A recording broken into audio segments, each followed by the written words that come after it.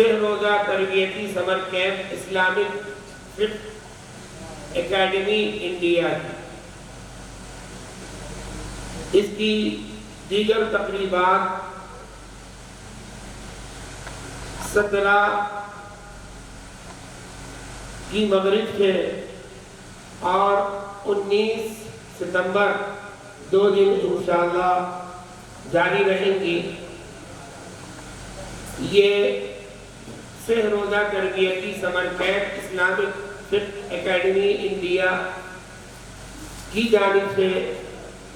منعقد کیا جا رہا ہے باشتراک و انتظام دارالعلوم عبدالحی حسنی ندوی بھوپال۔ اب میں باقاعدہ جلسے کا آغاز کرنا چاہتا ہوں اور اس مبارک تقریب میں تلاوت قرآن کے لیے دارالعلوم عبدالحی حسنی ندوی کے متعلم وسیع اللہ ابن قاضی امان اللہ کو دعوت دیتا ہوں کہ وہ اسٹیج پہ تشریف لائے اور تلاوت قرآن سے جلسے کا حسن آغاز کریں۔ وسیع اللہ۔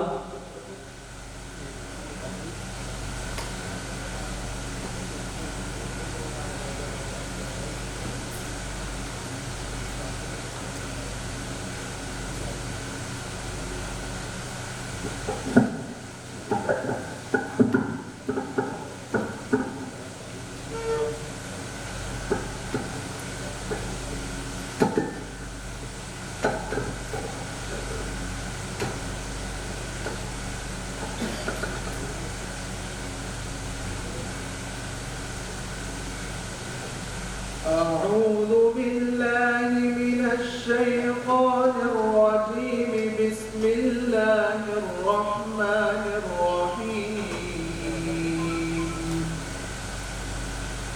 لا يستوي أصحاب النار وأصحاب الجنة أصحاب الجنة هم الفائزون